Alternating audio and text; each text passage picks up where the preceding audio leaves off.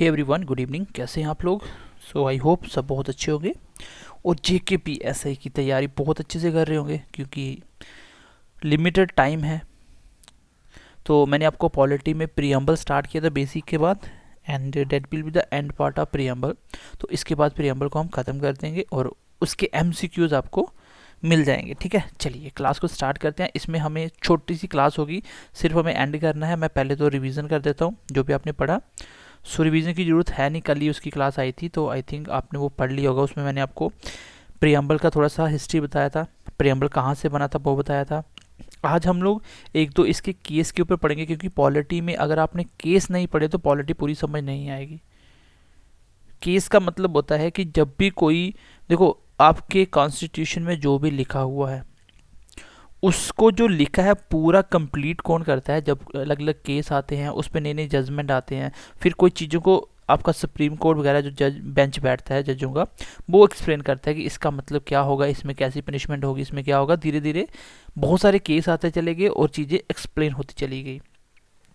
सो preamble में हम लोगों ने इसके एक दो केस पढ़ना है कि प्रियम्बल क्या एक कॉन्स्टिट्यूशन का पार्ट है, क्या इसका इन्फोर्सेबल इम्पैक्ट है कि नहीं है। ठीक है, तो क्वेश्चन जो पूछे जाते हैं वही पढ़ेंगे हम लोग केस के साथ साथ। हम लास्ट में इसके तो दो तीन जो स्टेटमेंट इंपॉर्टेंट है, जो इसके ऊपर कुछ बोले गए स्टेटमेंट किसके द्वारा बोले गए वो हम पढ़ेंगे। तो बहुत बड़ी क्लास नहीं है, छोटी सी क्लास है, इसलिए मैंने ये पहले ही यहाँ पे स्लाइड आपको प्रोवाइड कर दी है। और इसके नोट्स आज में भी, आज जो क्लासेस पॉलिटी की हुई सारे की सारे आपको ऐप में ही मिल जाएंगे। ठीक है, ऐप में मिल जाएंगे। चलिए, तो प्रियम्बल की क्लास नंबर 3 है ये, और overall class number I think 6 की 7th है, देख लेना आप प्लेलिस्ट में। चलिए, सबसे पहले बोल रहा है कि प्रियम्बल जो है वो क्या है, is not the supreme power of source of any restriction. जो प्रियम्बल है बेसिकली ये एक सुप्रीम पावर नहीं है, मतलब सब कुछ प्रियम्बल नहीं है। मैंने आपको पहले ही बताया था कि प्रियम्बल क्या है। आपके दिमाग में एक छोटी सी चीज़ पूछे प्रियम्बल क्या है, तो आपको एक छोटा सा आंसर करना है। वो क्या होगा कि सर प्रियम्बल एक हमारे पूरे कॉन्स्टिट्यूशन का एक समरी बुक है। अगर आपको पूरे कॉन्स्टिट्यूशन को जानना है कि इसका मतलब क्या है, इसकी पावरें क्या है, इसका ऑब्जेक्टिव क्या है, ये सब कुछ नेचर कैसा है, ये सब कुछ कौन बताएगा? प्रियम्बल बताएगा। तो बस यही था कि बनाने से पहले प्रियम्बल को डिज़ाइन किया गया कि हमारी क्या क्या किसको दे के हमें कॉन्स्टिट्यूशन बनाना है। चलिए, सबसे पहले देखो यहाँ पे एक केस आया था 1995 केस था एक। इससे पहले चलिए ये वाला मैं बताता हूँ। हाँ, यहाँ से स्टार्ट हुआ था।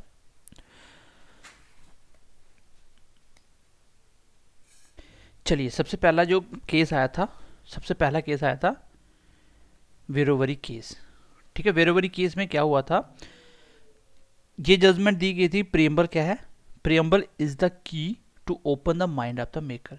मतलब प्रियम्बल एक तरह की क्या है, चाबी है जो कॉन्स्टिट्यूशन बनाने वाली कमेटी है उसका माइंड ओपन करने के लिए कि आपको किस किस पे काम करना है।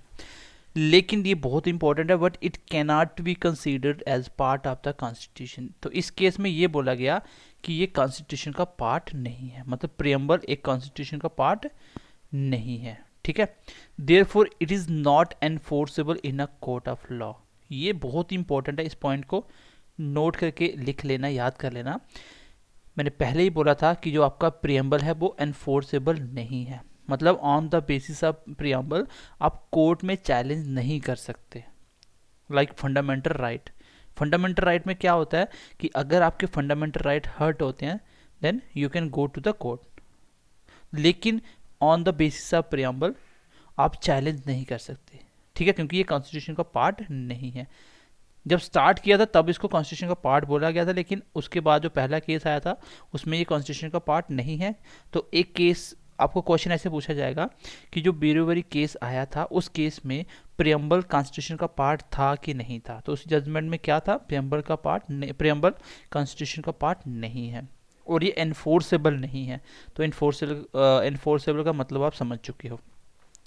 नो, आफ्टर दैट एक और केस आया, that is Kesavananda Bharati case. तो ये बहुत बड़ा केस था, और अगर आपने पॉलिटी में ये वाला केस नहीं पढ़ा, देखो केस का मतलब होता है कि जब कोई कोई भी मतलब कॉन्स्टिट्यूशन में कोई बात है उसके बेस पे अगर वो हर्ट होता है और वो केस कर देगा कि ये इस आर्टिकल का उल्लंघन है, इसके तहत मेरे साथ गलत हुआ है।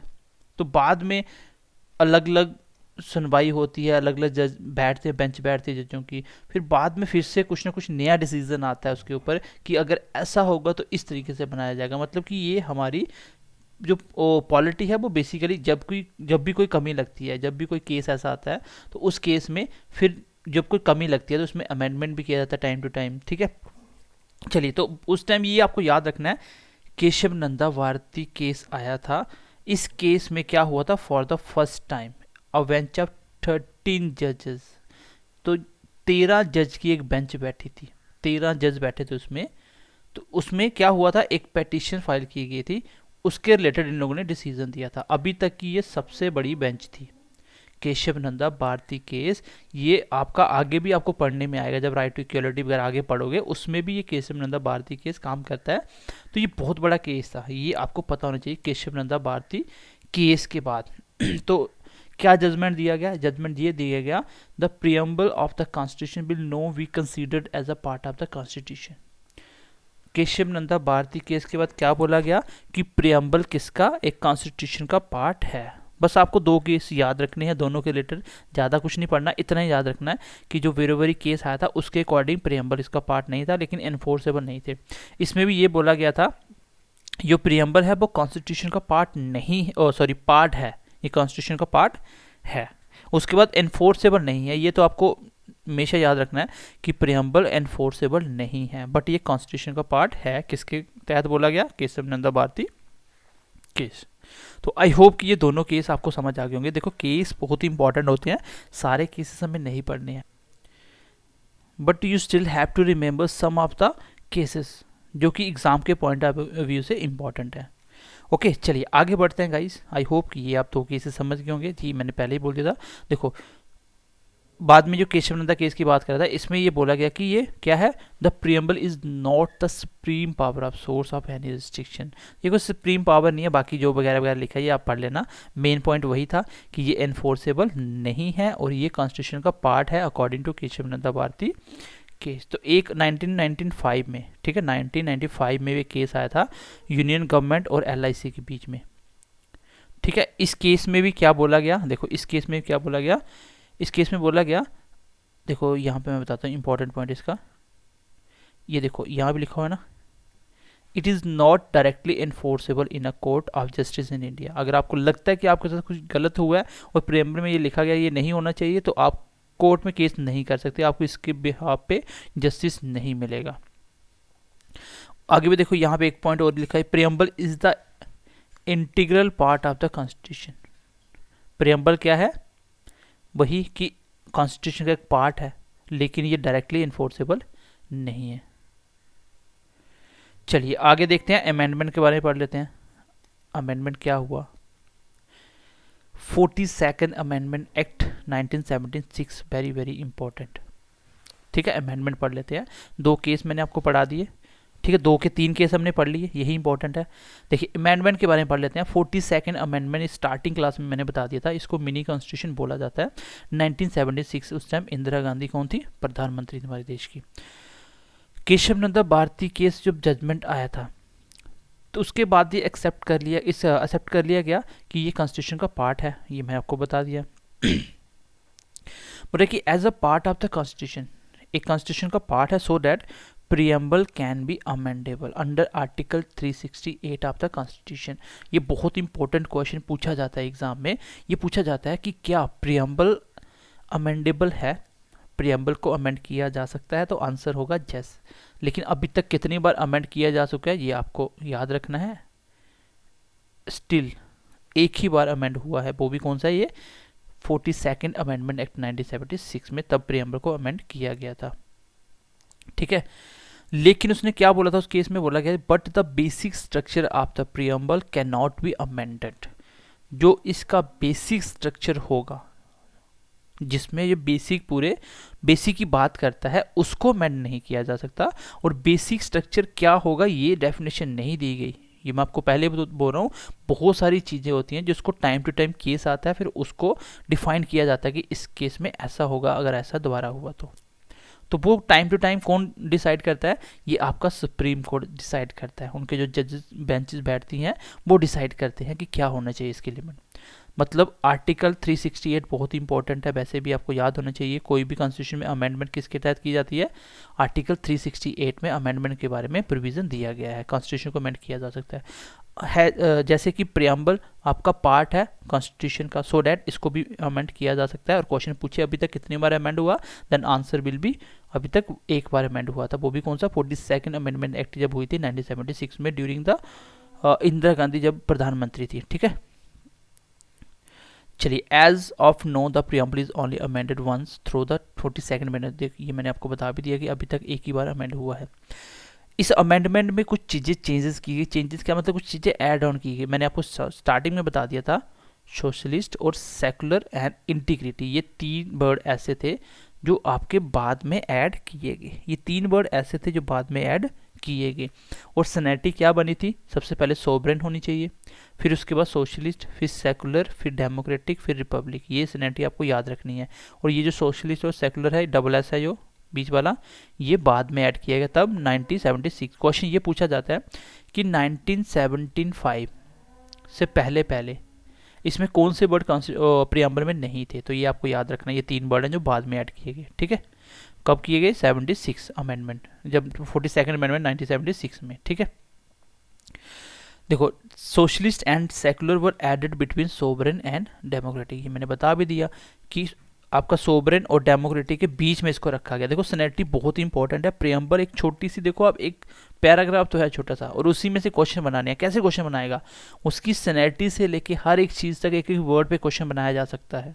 इसलिए मैंने आपको प्रियम्बल में 3 क्लास लिए आपको समझाने के लिए, और मैं इसलिए समझा रहा हूँ ताकि आप कॉन्स्टिट्यूशन को समझ पाओ, क्योंकि ये ऐसे वर्ड हैं सेकुलर, सोवरेन, ये सोशलिस्ट, ये वर्ड बच्चों को समझ नहीं आते हैं। जब मैं पहले पॉलिटी पढ़ता था मुझे खुद भी ये वर्ड समझ नहीं आते थे। जब तक अच्छी जगह से 2-3 जगह से नहीं पढ़ा, अच्छी अच्छी बुकें नहीं पढ़ी, तब तक ये समझ नहीं आती चीज़ें। ठीक है, और आप जैसे लक्ष्मीकांत बुक है, उसमें हर एक चीज़ डिफाइन नहीं की गई है, वो एक गाइड बुक है गाइस। उसमें सिर्फ डायरेक्टली पॉइंट मिलेंगे। उसको अगर एक्सप्लेन में पढ़ना है तो आपको एनसीईआरटी पे जाना पड़ेगा, तब जाके चीज़ें क्लियर होंगी। तो कंसेप्ट क्लियर करने के लिए एनसीईआरटी, लक्ष्मीकांत और भी कुछ अच्छे टीचरों के नोट्स आपको पढ़ने पड़ेंगे, तब जाके कॉन्सेप्ट पूरा क्लियर होगा। तो मैं आपको इसी तरीके से पढ़ा रहा हूँ ताकि आपको पॉलिटी का कॉन्सेप्ट भी क्लियर हो और पॉलिटी साथ साथ आपको पढ़ने को भी मिले, समझ भी आए। ठीक है, उसके बाद और चेंजेस छोटी सी की थी। क्या? Unity of nations was change to unity and integrity of the nation. बस एक इतनी सी लाइन चेंज की, जो यूनिटी ऑफ नेशन था उसको चेंज करके क्या लिख दिया गया? Unity and integrity of the nation, क्योंकि इंटीग्रिटी वर्ड एक एक्स्ट्रा ऐड किया गया।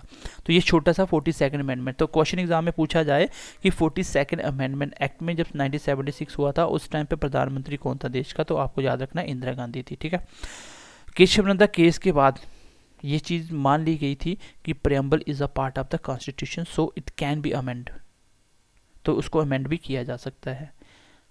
अभी तक कितनी बार अमेंडमेंट हुई? एक ही बार अमेंडमेंट हुई प्रियम्बल के अंदर, वो भी 42nd अमेंडमेंट एक्ट जब हुआ था 1976 में। कौन कौन से वर्ड जोड़े गए वो मैंने आपको बता दिए। ठीक है, चलिए आगे बढ़ते हैं गाइज। आई होप यहाँ तक समझ पाए होंगे। एंड नो, हम लोग क्या पढ़ने वाले हैं? हम लोग पढ़ने वाले हैं कि इसके ऊपर क्या क्या स्टेटमेंट दी गई। चलिए मैं इसको थोड़ा सा सेपरेट कर देता हूँ गाइस। एक तो ये हो गया आपका,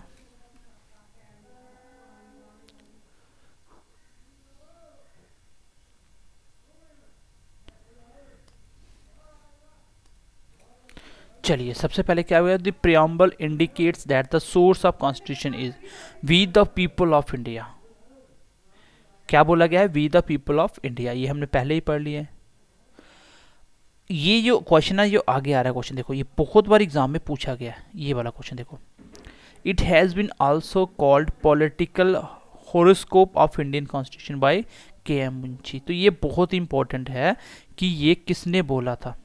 ये वाली जो स्टेटमेंट है, ऑरोस्कोप ऑफ, ठीक है, ऑरोस्कोप ऑफ इंडियन कॉन्स्टिट्यूशन, ये स्टेटमेंट किसके द्वारा की गई? तो ये दी गई थी के.एम. मुंशी के द्वारा। गाइस बहुत बार क्वेश्चन एग्जाम में पूछा गया है। अच्छा, साउल ऑफ द कॉन्स्टिट्यूशन किसने बोला? किसने बोला कि प्रियम्बल एक साउल ऑफ द कॉन्स्टिट्यूशन है? ये बोला था बाय ठाकुरदास बारकब ने। तो ये भी आपको याद रखना है। उसके बाद एक बात और बोली गई, ये जो लास्ट पॉइंट है इसको भी मैं सेपरेट कर देता हूँ। आइडेंटिटी कार्ड भी बोला गया इसको कॉन्स्टिट्यूशन का। ये किसने बोला? ये बोला आपके एन.ए. पालकीवाला ने। ठीक है, बाकी सोल ऑफ द कॉन्स्टिट्यूशन आपको पता है, राइट टू रेमेडीज जो आपका फंडामेंटल राइट है उसको भी बोला गया है।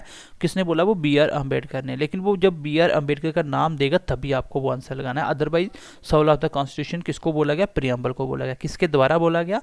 ठाकुरदास भार्गव के द्वारा बोला गया। आई होप कि ये तीनों स्टेटमेंट भी आपको समझ आ गई होंगी, क्योंकि इसमें सिर्फ याद रखने वाले पॉइंट क्या क्या थे। सबसे पहले इनके ये ऑरोस्कोप ऑफ इंडियन कॉन्स्टिट्यूशन किसने बोला? प्रियम्बल को के एम मुंशी ने बोला। सोल ऑफ द कॉन्स्टिट्यूशन किसने बोला? आपका ठाकुरदास भार्गव ने बोला। उसके बाद identity card of the constitution किसने बोला प्रियम्बल को? एन.ए. पालकीवाला ने बोला। तो ये तीनों आपको स्टेटमेंट याद रखने इंपॉर्टेंट है। ये तीनों स्टेटमेंट के ऊपर भी क्वेश्चन पूछा गया। मैंने आपको जो भी प्रियम्बल में पढ़ाया वो एज इट इज़ एग्जाम के पॉइंट ऑफ व्यू से बहुत इंपॉर्टेंट है।